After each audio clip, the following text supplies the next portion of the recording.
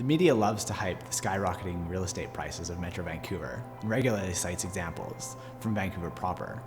Understandably so, it's where most of the drama is. But what no one is talking about is how multifamily pricing in the Fraser Valley has been flat for nearly 10 years. The prices of detached homes, on the other hand, are going up and at a significant pace. Year over year, they're up 32%.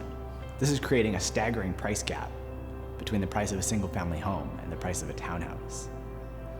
In 2012, you could buy a detached home for $230,000 more than your average townhouse. Now that gap is nearly $500,000.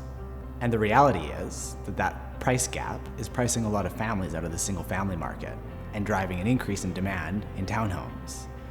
To put that into perspective, in terms of real selling prices, the average townhome in Langley will set you back about $400,000. The average single-family home is up over $900,000.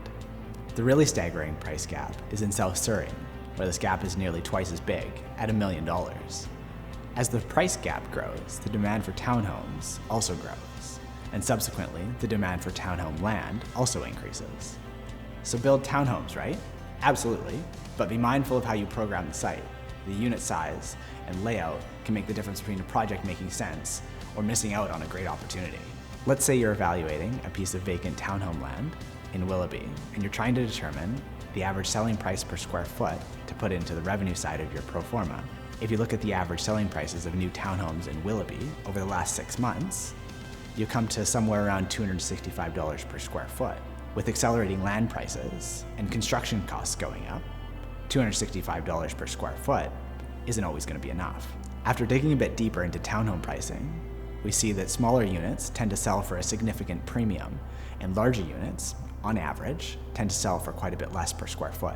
Build smaller, higher density townhomes, assuming land use compliance, and you can put $15 to $20 more per square foot in the revenue side of your pro forma.